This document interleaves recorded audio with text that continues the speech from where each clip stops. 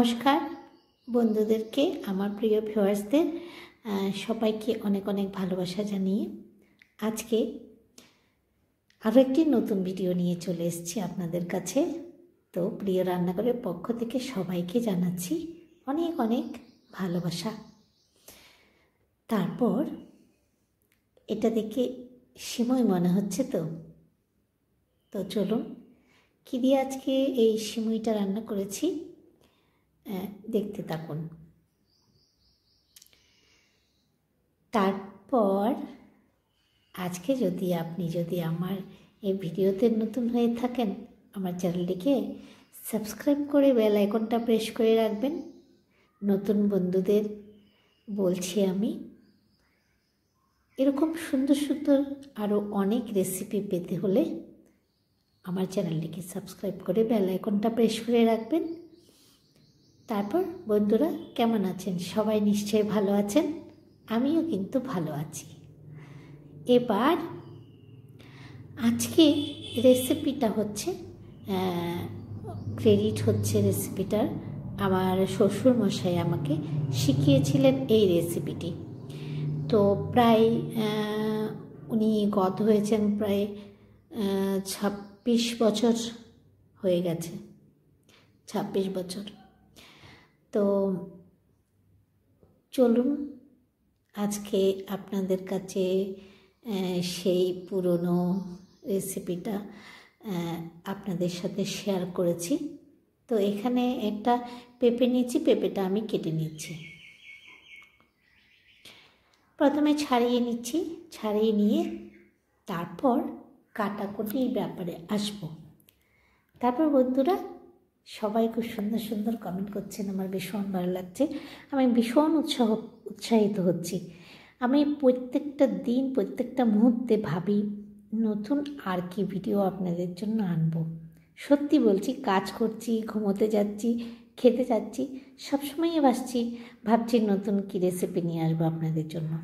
তো এই পেঁপের এই বুকটা মানে ভেতরের অংশটা একটু কেমন থাকে না, ওটা রান্না করতে ভালো লাগে না, তাই জন্যই ওটা কিন্তু বটি দিয়ে কাটতে কিন্তু একটু অসুবিধা হয়, ছুরি দিয়ে অসুবিধা হয়, কিন্তু চামচ দিয়ে যদি এভাবে কুড়িয়ে নিয়ে নেওয়া যায় ওটা খুব সুন্দর পরিষ্কার হয়ে যায়।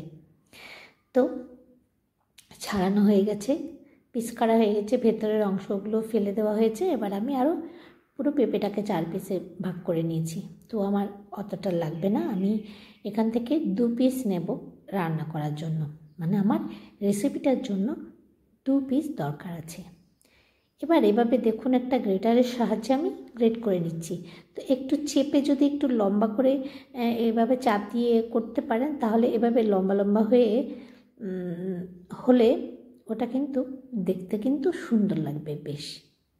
তো আমি দেখতে পাচ্ছেন আমি চেপে একটুখানি লম্বা করেই দিচ্ছি, মানে সামনের দিকটা বেশি একটু টেনে নিলে তো জিনিসটা দেখতেও কিন্তু খুব সুন্দর হয়। দেখতে পাচ্ছেন কত সুন্দর হয়েছে, আমার পুরোটা করা হয়ে গেছে। এবারে চলুন বাকি কাজটাও দেখিয়ে দিচ্ছি আপনাদেরকে। তো বন্ধুরা ভালো লাগলে কিন্তু বেশ একটু শেয়ার করে দেবেন। তো কিছু জল নিয়েছি, জলের মধ্যে আমি সামান্য নুন দিয়ে দিচ্ছি। এরপরে দিয়ে দিচ্ছি একটু সামান্য হলুদ। আপনারা চাইলে এতে জাফরান থাকে, জাফরানটা দিতে পারেন। এরপর নুন হলুদ দেওয়ার পরে আমি পেঁপেটা দিয়ে দিচ্ছি।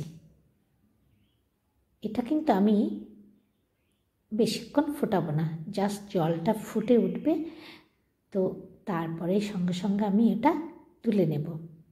কারণ এই পেঁপেটা কিন্তু বেশি সেদ্ধ হবে না, যেহেতু আমি এটা গ্রেট করে নিয়েছি, খুব পাতলা হয়ে গেছে, তাই জন্য বেশিক্ষণ সেদ্ধ খাবে না।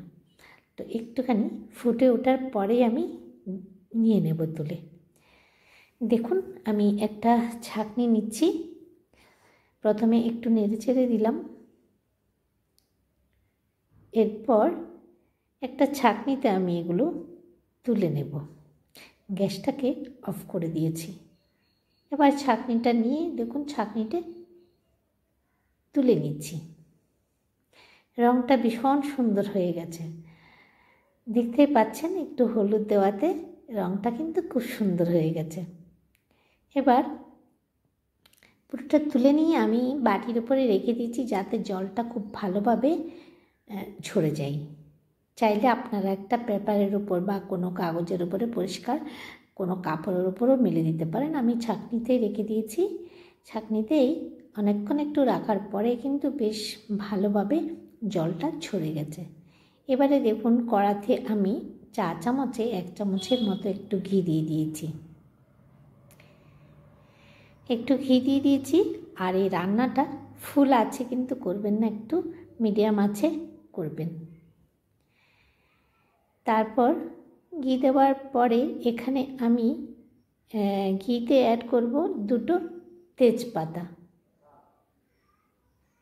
2টো তেজপাতা অ্যাড করে দিয়েছি। এবারে একটা এলাচ দিয়ে দিয়েছি একটু থেতো করে। এবারে আমি কি করছি বন্ধুরা দেখুন, সে পেঁপেটা জল ঝরে যাওয়ার পরে আমি এখানে দিয়ে দিচ্ছি। দেওয়ার পরে বেশ কিছুক্ষণ হালকা আছে আমি খুব ভালোভাবে এটাকে ভাজবো। চাইলে আপনারা এতে তেলও ব্যবহার করতে পারেন, ঘিও ব্যবহার করতে পারেন।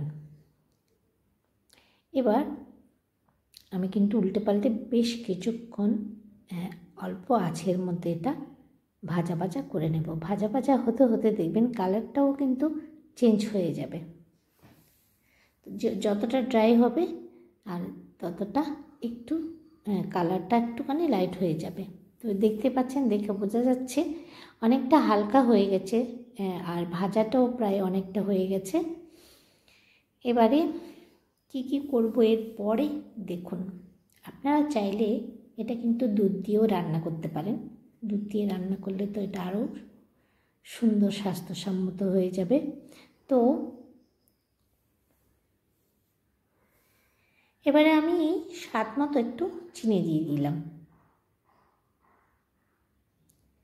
স্বাদ মতো চিনি দেওয়ার পরে একটু নেড়ে চেড়ে আরও কিছুক্ষণ একটুখানি ভেজে নেব।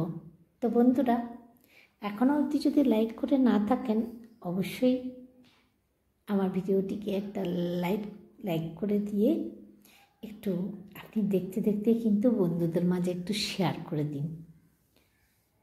তারপর এবারে হচ্ছে আমি এখানে কি মিক্স করব দেখতে থাকুন বন্ধুরা। তো কেমন লাগছে বন্ধুরা এই রেসিপিটি অবশ্যই একবার কিন্তু ট্রাই করে দেখুন। আমি কিন্তু 1 গ্লাস পুরোপুরি জল নিইনি, 1 গ্লাস থেকে কিছুটা কম নিয়েছি।